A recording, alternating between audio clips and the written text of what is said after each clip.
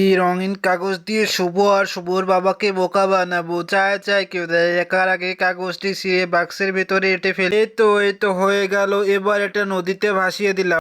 বাবা বাবা, আমাকে একটা টিয়া পাখি কিনে দাও না। কি বলো সোনা, টিয়া পাখির তো অনেক দাম, আমার কাছে তো কোনো টাকাই নেই, আমি তোমাকে কিভাবে কিনে দেব?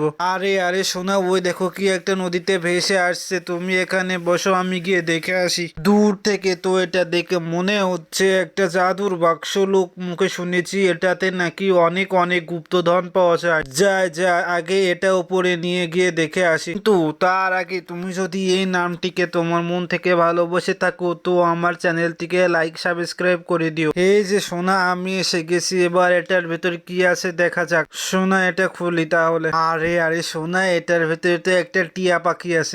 বাবা বাবা, আমি আজ থেকে এটা নিয়ে খেলা করবো, কি মজা কি মজা।